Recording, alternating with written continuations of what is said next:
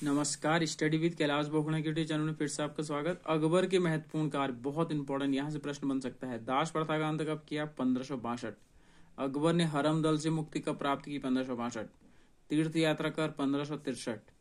जजिया कर समाप्त किसको? वेरी इंपॉर्टेंट लिख लेना, 1564। जजिया कर से समाप्त कब किया? 1564।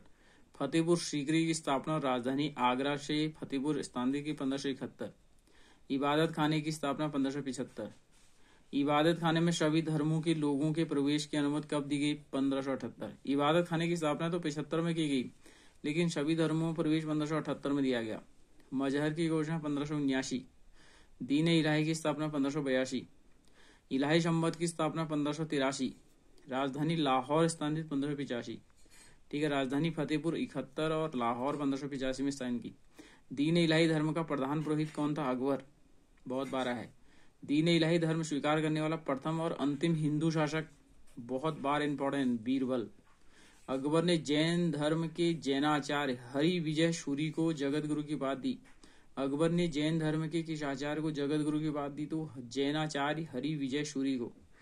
अकबर ने शाही दरबार में एक अनुष्ठान के रूप में सूर्योपासन शुरू करवाया था। राजस्व प्राप्त की जब्ती प्रणाली अकबर के शासनकाल में प्रचलित थी 1582 में। राजस्व प्राप्ति क्या है? जब्ती प्रणाली कब शुरू हुई? 1582 में।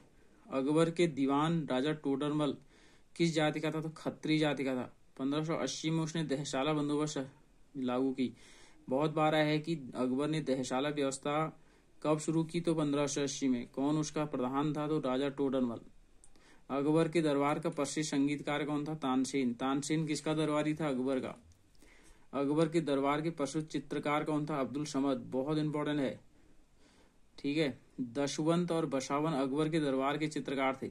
चित्रकार अब्दुल समद के शासन कौन थे? दशवंत था, बसावन थे। अकबर के शासनकाल के प्रमुख गायक कौन थे? तानसेन, बाज बहादुर, बाबा रामदास, बैजू बाबर। इसमें से ऐसा आ सकता है कि अकबर के काल के कौन कौन गायक रहे हैं? तो तानसेन, बाज बहादुर, रामदास, बैजू बाबर। अकबर के शासन प्रणाली की प्रमुख विशेषता मनसबदारी पद्धति। मनसबदारी पद्धति किसके शासनकाल की थी? अकबर। अकबर के समकालीन प्रसिद्ध सूफी संत कौन थे? शेख सलीम चिश्ती। बहुत इंपॉर्टेंट। अकबर की मृत्यु 16 अक्टूबर 1605 को हुई। इसे आगरा के निकट सिकंदरा में दफनाया गया था 16 अक्टूबर को। स्थापत्य के क्षेत्र में अकबर की महत्वपूर्ण क्या? दिल्ली में हुमायूं का मकबरा किसने बनवाया? तो अकबर। आगरा का लाल किला किसने बनाया? बहुत बार आए। दिल्ली का लाल किला आएगा तो शाहजहां, आगरा का लाल किला आएगा तो अकबर। फतेहपुर सीकरी में शाही महल बनाया, दीवान खास महल बनाया, पंच महल अकबर ने बनाया। बुलंद दरवाजा बहुत बार आया, गुजरात विजय में बुलंद दरवाजा बनाया था इसने। जोधाबाई का पंच महल अकबर। इबादत खाना अकबर। इलाहाबाद का किला अकबर। लाहौर का किला अकबर। तो इसमें जो इम्पोर्टेंट है, एक तो आगरा का लाल किला अकबर और बुलंद दरवाजा अकबर, ठीक है। इसको आप इग्नोर ना करें। अकबर के दरबार को सुशोभित करने वाले नवरत्न कौन थे? अबुल फजल 1551 से 1602, फैजी 1547 से 1595, तानसेन, बीरबल, टोडरमल, राजा मानसिंह, अब्दुल रहीम खाना खान, फकीर अजीउद्दीन, मुल्ला दो प्याजा, ठीक है। अबुल फजल का बड़ा भाई था फैजी। अकबर के दरबार में राजकवि के पद पर आसीन था। अकबर के दरबार में राजकवि कौन था? तो फैजी। अबुल फजल ने अकबरनामा नामक ग्रंथ की रचना की। बहुत बार आया है, किसने अकबर नामक ग्रंथ लिखा? तो अबुल फजल। वह दीन इलाही धर्म का मुख्य पुरोहित था। कौन दीन इलाही धर्म का मुख्य पुरोहित था? अबुल फजल। बीरबल के बचपन का नाम बहुत बार आया है, महेश दास, ठीक है। संगीत सम्राट तानसेन का जन्म कब हुआ? 1506 ग्वालियर में एक ब्राह्मण परिवार में हुआ था। इनका असली नाम रामतनु पांडे था। प्रश्न बना है कि तानसेन के बचपन का नाम क्या था? रामतनु पांडे। इनकी प्रमुख कृतियां थी मियाँ दी टोडी, तानसेन, मियाँ का मल्हार, तानसेन, मियाँ का सारंग, तानसेन, दरबारी का कान्हरा, तानसेन। कंठाभरण वाणी विलास की उपाधि अकबर ने किसे दी? कंठाभरण वाली विलास की उपाधि अकबर ने तानसेन को दी।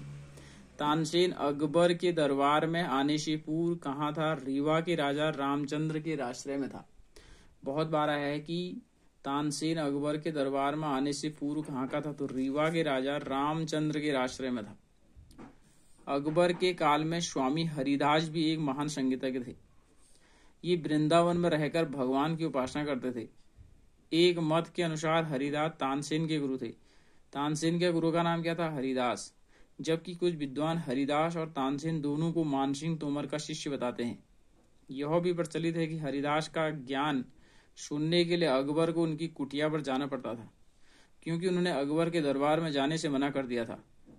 इनका कहना था कि वे केवल अपने भगवान के लिए ही गाते हैं, दरबार से उनका कोई सरोकार नहीं। अकबर ने भगवान दास आमेर के राजा भारमल के पुत्र को अमीर उल उमरा की उपाधि दी।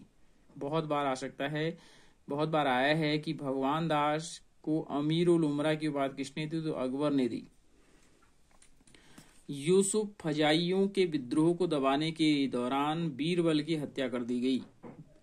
बीरबल की हत्या किसके विद्रोह को दबाने के बाद हुई? तो यूसुफ फजाइयों के विद्रोह को दबाने के बाद। 1602 में सलीम का जहांगीर के बचपन का नाम क्या था? सलीम के निर्देश पर दक्षिण से आगरा की ओर आ रहे अब्बुल फजल को रास्ते में वीर सिंह बुंदेला नामक सरदार ने हत्या कर दी। अब्बुल फजल अमीर खुसरो की हत्या किस अभियान में हुई? नहीं, बीरबल की यूसुफ जैयों के विद्रोह में। लेकिन अब्बुल फजल जो कि अकबर का 9 रत्नों से बहुत ही महत्वपूर्ण रत्न था, उसकी हत्या जहांगीर के निर्देश पर वीर सिंह बुंदेला ने कर दी। मुगल सम्राट अकबर ने अनुवाद विभाग की स्थापना की। किसने अनुवाद विभाग की स्थापना की? तो अकबर ने। नकीब खां, अब्दुल कादिर बदायूनी, शेख सुल्तान ने रामायण और महाभारत का फारसी अनुवाद किया। महाभारत का नाम रज्मनामा, युद्धों की पुस्तक। Very very important. महाभारत का नाम क्या था? रज्मनामा, जिसको युद्धों की पुस्तक कहा गया है। किसने इसका अनुवाद फारसी में करवाया? तो नकीब खां, अब्दुल कादिर बदायूनी तथा शेख सुल्तान ने। ठीक है। पंचतंत्र का फारसी भाषा अनुवाद वेरी इंपॉर्टेंट, किसने करवाया? अब्बुल फजल ने। किस नाम से किया? अनवरे ए शहादात। ठीक है, अब्दुल फजल ने पंचतंत्र का किस भाषा में अनुवाद किया? अनवर ए शहादात नाम से। तथा मौलाना हुसैन फैज ने यार दानिश के नाम से किया, 2 नामों से किया। इब्राहिम हाजी सरहिंदी ने अथर्ववेद का, मुल्ला शाह मोहम्मद ने रास्तरंगिणी का, अब्दुल रहीम खाना खान ने तुझके ए बाबरी का तथा फैजी ने लीलावती का फारसी अनुवाद किया। ये अनुवाद बहुत इंपॉर्टेंट है, बहुत बार आए हैं। ठीक है।